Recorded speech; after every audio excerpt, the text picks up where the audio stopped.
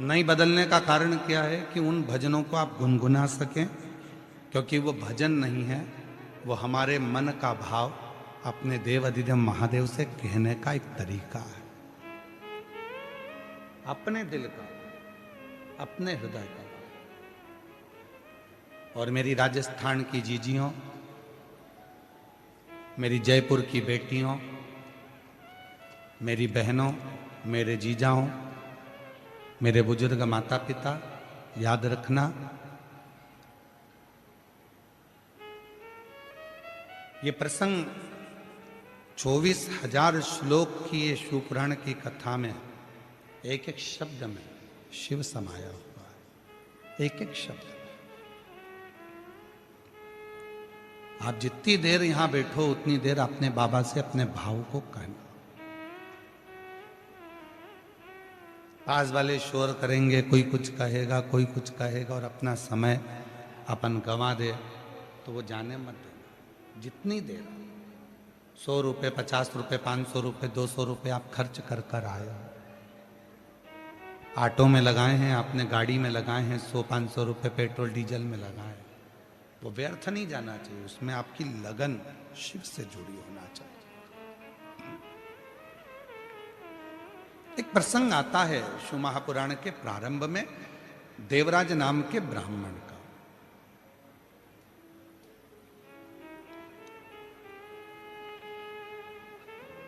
ब्राह्मण के घर में जन्म लेने के बाद भी वो ब्राह्मण तत्व को धारण नहीं कर पाया। भूल गया था कि मैं ब्राह्मण हूं। ऐसे संसार सागर में ना जाने कितने लोग हैं जो मनुष्य की देह धारण कर लेते हैं, मानव का शरीर धारण कर लेते हैं, मनुष्य बन गए, पर मानव तत्व को भूल जाते हैं। मानव देह का स्मरण नहीं कर पाते।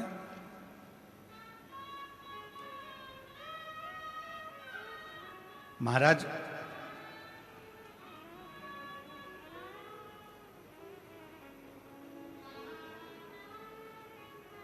कितना सुंदर शिव महापुराण की कथा में तुम रुका जी चंचुला देवी को कह रहे हो, किसी मंदिर में नगाड़ा नहीं बजा सकते, मत बजा।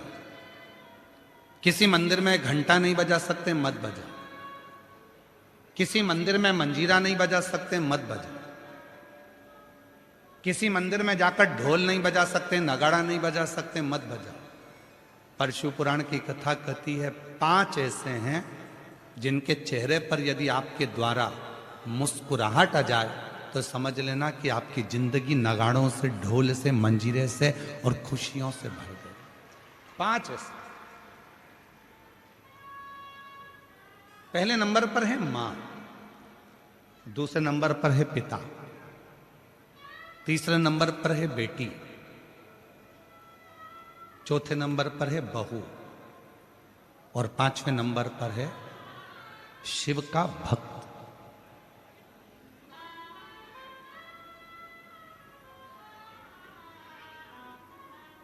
ये 5 है। आप मंदिर में नगाड़ा नहीं बजा सकते, मंदिर में जाकर आप ढोल नहीं बजा सकते, मंदिर में जाके घंटी नहीं बजा सकते, मंदिर में जाके मंजीरा नहीं बजा सकते। दुनिया की यदि सारी खुशियां आपको आपकी जिंदगी में चाहिए तो इन 5 को प्रसन्न रखने का प्रयास करो। इनके चेहरे पर स्माइल होना चाहिए। तुम्हारे घर के बुजुर्ग माँ, तुम्हारे घर के बुजुर्ग पिता, तुम्हारे घर के अंदर रहने वाली बेटी, तुम्हारे घर में आने वाली बहू, और तुम्हारे घर में आने वाला कोई शिव भक्त जिससे तुम मिलो, उसके चेहरे पर प्रसन्नता होना चाहिए। समझ लेना कि तुम्हारी जिंदगी की सारी तरक्की तुम्हारे सामने। घर में माँ की आंख में आंसू हैं तो तुम मंदिर में कितनी भी जोत लगा लो, मंदिर में कितना भी अभिषेक कर लो, कितनी भी पूजन कर लो, कितनी भी अर्चना कर लो, सुख नहीं मिल सकता। घर के अंदर पिता की आंख में आंसू है तो सुख नहीं मिल सकता।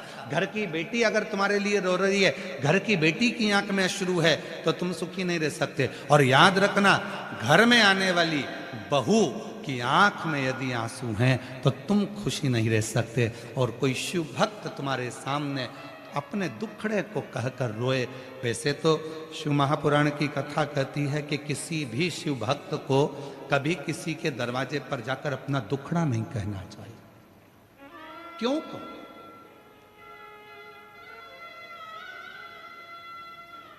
कभी किसी शिव भक्त को अपना दुखड़ा कभी किसी के सामने जाकर नहीं कहना चाहिए। जो शंकर भगवान को एक लोटा जल चढ़ाते हैं, जो शिव जी की आराधना करते हैं, जो शिव की साधना करते हैं, जो शंकर की भक्ति में डूबे रहते हैं, जिन्होंने शिव महापुराण की कथा पर अटूट भरोसा कर लिया, विश्वास कर लिया, दृढ़ता कर ली, जैसे आप सब लाखों की संख्या में आए हो कथा को श्रवण करने के लिए, आपके अंदर विश्वास है, मैं अगर कथा सुनूंगी 7 दिन पंडाल में बैठकर कथा का तत्व ग्रहण करूंगी और वहां की मिट्टी को अपने हृदय से लगाऊंगी, निश्चित है 3 महीने में मेरा बाबा मेरी झोली भरेगा। यदि तुम्हारे भीतर दृढ़ता है, यदि तुम्हारे भीतर भरोसा है, यदि तुम्हारे भीतर शिव के मंत्र का, श्री शिवाय नमस्तुभ्यम का, ओम नमः शिवाय का, नमः शिवाय का, महामृत्युंजय मंत्र का, शंकर के नाम का यदि भरोसा दृढ़ है, तुम्हारे अंदर विश्वास है, तो यह मानकर चलना कि तुम्हारे को शिव की कृपा अपने आप होना प्रारंभ हो जाए।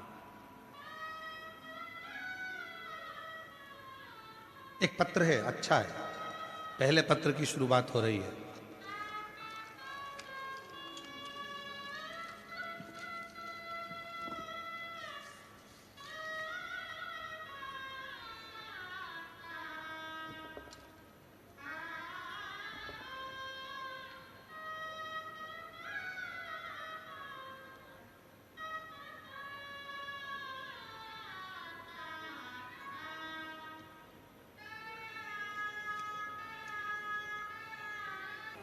और तेरी कृपा बिना ना हिले एक भी अणु, लेते हैं श्वास तेरी कृपा से तनु तनु।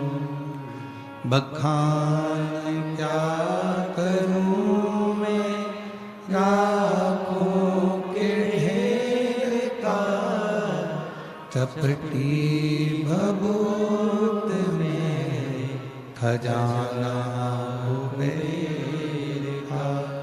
हे गंगाधार मुक्ति द्वार ओमकार तू, भोले ओमकार तू, आयो शरण बिहारी शंभु तार तार तू।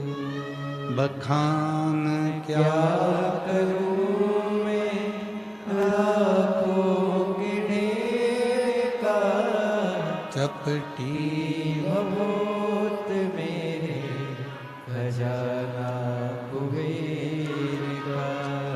हे गंगाधार मुक्ति द्वार ओमकार तू, भोले ओमकार तू, आयो शरण तिहारी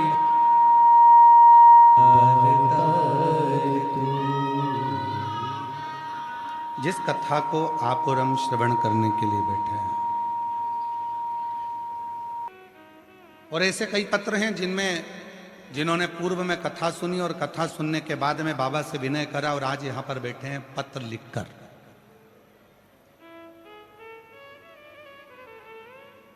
ये पूरी पुराण विश्वास की, पूरी पुराण 5 हैं जिनके चेहरे पर मुस्कुराहट दीजिए। पहले नंबर पर है, जम के बोलो, अपने घर की मां। दूसरे नंबर पर पिता, तीसरे नंबर पर बेटी, चौथे नंबर पर, और जितने भी बेटी हैं सब बहुएं हैं किसी ना किसी घर की, और जितनी सासें बैठी हैं वो भी बहुएं हैं किसी ना किसी घर की,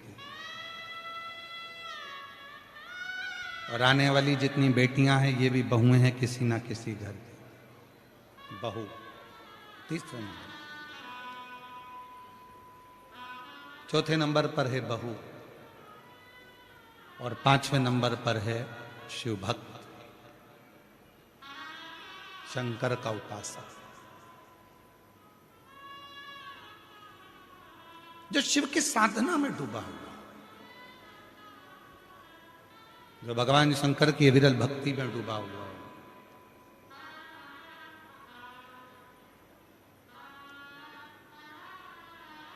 प्रसन्नता दीजिए। आप मंदिर नहीं भी जा पाए ना, आपके घर के माता पिता अगर प्रसन्न हैं, आपके घर की बेटी और बहू प्रसन्न है, तो समझ लेना कि शिव ने स्वीकार कर ली आपकी भक्ति। 33 कोटि देवता में केवल एक देव अधिदेव महादेव ऐसे हैं जिन्होंने आपके जैसा फर्ज अदा करा है, आपके जैसा फर्ज अदा करा। शंकर भगवान ने अपनी लड़की अशोक सुंदरी का कन्यादान भी करा।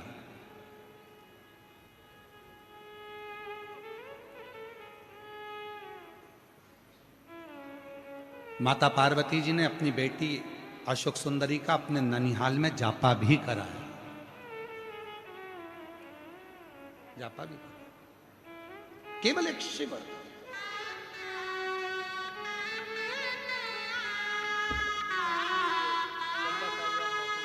कोई टॉफी बांटेगा, कोई पानी बांटेगा, कोई कोल्ड ड्रिंक बांटेगा, कोई बिस्कुट बांटेगा, कोई कुछ बांटेगा। क्यों बांटते हैं, किस लिए बांटते हैं? उनका मुख झूठा कराते हैं जो शिव भक्त यहां आते हैं। किस लिए,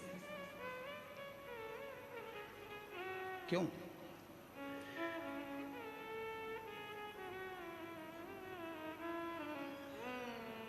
हमारे जो आयोजक हैं, कार्यक्रम के संरक्षक जी श्रीमती पुष्पलता श्री सत्यनारायण जी बेनीवाल जी, कहाँ बैठे हैं, कहाँ गए? बेनीवाल जी, इनसे भी पूछिएगा और आयोजक समिति से भी पूछिएगा। और अभी नहीं तो बाद में जो हमारे कथा के यजमान हैं श्रीमती पुष्पलता रावत, श्री घनश्याम जी रावत जी, श्रीमती रेणु रावत जी, श्री राकेश रावत जी, कहाँ बैठे हैं रावत जी? भाई सामने बैठे। साधुता है, पक्के यजमान हो, नीचे बैठकर कथा श्रवण कर रहे हो, उसके लिए साधुता है। सबसे नीचे का जो नल होता है ना, उसमें पानी अच्छा आता है।